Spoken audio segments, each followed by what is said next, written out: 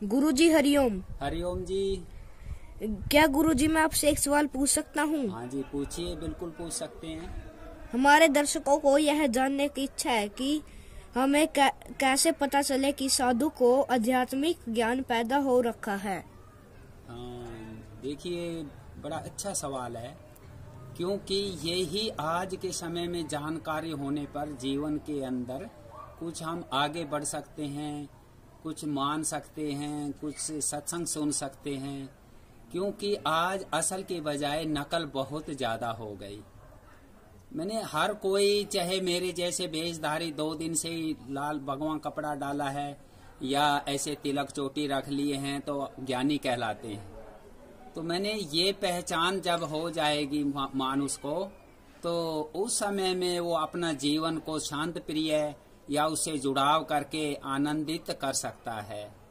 देखिए, मैं ऐसे बता देना चाहता हूँ आपको कि आध्यात्मिक ज्ञान जब तक मानुष को कामना खत्म नहीं होती, वासना बोलो कामना बोलो, तब तक आध्यात्मिक ज्ञान पैदा नहीं होता। और आध्यात्मिक ज्ञान जब पैदा हो जाता है, उसके बाद मानुष को अपने आप ही, जैसे मैं कितने आपको सबूत दे दूंगा, जैसे शिवरात्रि क्यों मनाई जाती है। मैं 3-4 साल तक कावड़ियों को, भाई बंधुओं को, प्यारों को बोलता रहा कि इसका जवाब लेके आना, तो कोई भी जवाब नहीं लेके आया। और भी कितने प्रश्न हैं, जैसे श्री कृष्ण भगवान ने आंख मूंद करके सोने का बहाना क्यों रच लिया जब पूतना आई, जबकि भगवान कभी सोते नहीं हैं। और ऐसे में बलराम जियों ने रोहिणी के जन्म लिया और देवकी का पुत्रों में गिनती क्यों हुई। और एक ये मैं बोल देता हूँ, अजप्पा जाप कैसे होता है। और ये अपना हिरण्यकश्यपु जी को भगवान ने इतने वरदान देने के बाद भी वो झटपटों पे गिरा लिया, जबकि भगवान बराबर की ताकत लगाते हैं। किसी भी राक्षस को मारा है उसके बराबर की ताकत लगाते हैं, क्योंकि ज्यादा ताकत लगाने से भगवान की मर्यादा जाती है। तो ऐसी में ये कहीं लिखा पढ़ी से नहीं, वो भगवान ने शास्त्र जो रचा है, उस शास्त्र के अंदर जब हम साधना करेंगे, भजन करेंगे, हमने 2003 तक, जैसे बार बार मैं बोलता हूँ, संसार में रहा। उसके बाद हमने साधन भजन किया तो इस शरीर को भुला दिया था। भोजन मिल गया, थोड़ा बहुत मिल गया तो मिल गया, नहीं तो नहीं। और बाद में हमने फल फूल पत्ते, मतलब नॉर्मल जो खड़े होते हैं पौधे, इनके पत्ते खा करके भी मैंने साधन भजन किया। और मैं तो ये भी बता देना चाहता हूँ कि जब आदमी को ललक लगती है लक्ष्य की, उस समय में ये सोचता था कि दिन रात भजन करता रहूं। आंखों को मैंने मिर्च लगा करके भी भजन किया कि ये नींद भाग जाए। तो कहने का मतलब ये है कि जब भगवान की तरफ ललक लगती है, वो मैं जानता हूँ उस समय में मैंने कितनी परेशानियां सही हैं, लेकिन आज भगवान के प्यार का आनंद भी तो मैं ही उठा रहा हूँ। तो कहने का मतलब ये है, जब वासना, जिसको कामना भी बोल सकते हैं, संसारिक सुख, जब ये इंद्री का पुरुष शक्ति घूम जाता है, रीढ़ की हड्डी से घूम करके शरीर में रमने लगता है, तब समझो शरीर शुद्ध हो जाता है। और आत्मा के ऊपर कचड़ा है तो इसका कामना का ही है, संसारिक सुख का है। तो ऐसे में मेरे को ये कभी कहीं से पढ़ के नहीं, आत्मा ने ही बताया। देखिए, इसका मैं एक छोटा सा सबूत दे देता हूँ कि श्री कृष्ण भगवान ने पूतना आने पर आंखें क्यों मूंद ली, जबकि कई महात्माओं ने टिप्पणी कर रखी है इसकी। लेकिन इससे पहले, ये बात समझने से पहले मैं ये भी बता देना चाहता हूँ आप लोगों को कि भगवान ने शास्त्र टोटल, मानुष को ज्ञान के लिए और मानुष को उपदेश के लिए सब रचना रची है। उन्होंने, चाहे श्री राम जी ने जो रामायण के अंदर नर लीला की है, और चाहे गीता में श्री कृष्ण भगवान जी ने उपदेश दिया है, तो वो सब टोटल ही मानुष को उपदेश देने के लिए। तो इसमें श्री कृष्ण भगवान जी ने ये उपदेश दिया कि उन्होंने सोने का बहाना कर लिया। तो समझिए मेरे दोस्तों, मित्रों, पहले तो मैं आपको ये बता देना चाहता हूँ प्रभु प्रेमियों, जब बच्चा सोया होता है तो उस समय और भी सुंदर लगता है। और उसको पूतना बच्चे को देखने के बहाने आई थी, तो उसने भगवान ने आंखें मूंद रखी थी, उसने उठा करके गोदी में मैंने वो सतन पिलाने का प्रयास करने लगी। तो भगवान ने ये उपदेश दिया, अगर सोए हुए बच्चे को कोई भी उठा रहा है तो समझो उसकी नीति में गड़बड़ है, वो कुछ बुरे विचार से उठा रही है, क्योंकि सोए हुए बच्चे को कोई नहीं उठाएगा।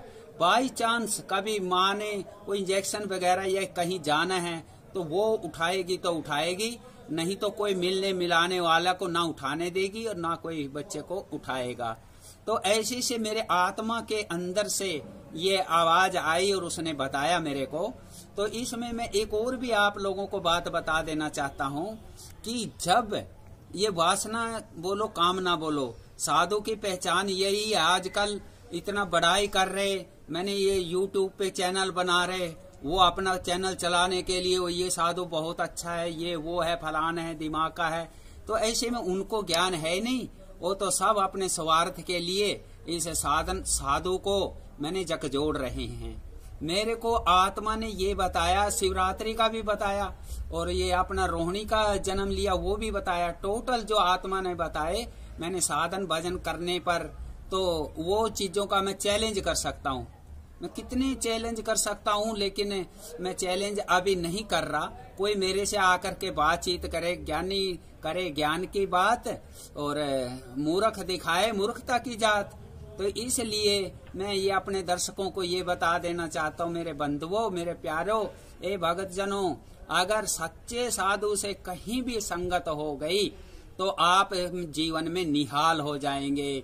क्योंकि मैं ये ज्यादा बड़ा नहीं हूँ, मैं एक साधारण आदमी हूँ।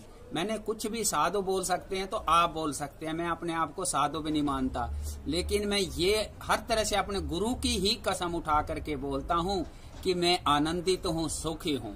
मेरे को किसी तरह की कोई टेंशन नहीं है, क्योंकि जैसे पहले भी कई जगह मैंने ये चर्चा की है कि पूर्ण गुरु होने से ये समस्या अपने आप खत्म हो जाती है, सच्चे सत्संग से खत्म हो जाती है। मैं तो इतना तक भी बोल देता हूँ, सच्चाई से कहीं भी आप हमारा जुड़ाव हो गया पूरा जीवन में, तो हमको चाहे दूसरा तीसरा चौथा पांच जन्मों तक तो भगवान ले जाएगा उसे, और उसका नियम बन जाएगा।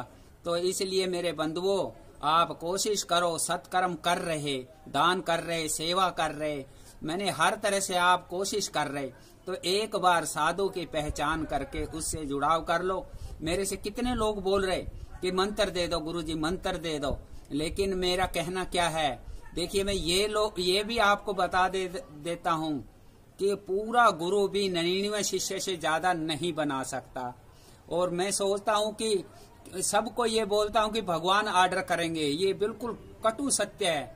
आप ललक बढ़ाइए भगवान की तरफ, वो मेरे को बोल देंगे कि इसको मंत्र दे दो, तब मेरी कोई हैसियत है ही नहीं।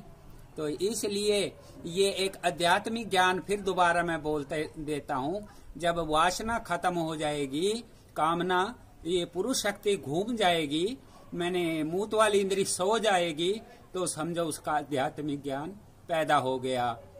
मैंने इसको ऐसा भी बोल सकते हैं, मन से नांगा बाबा।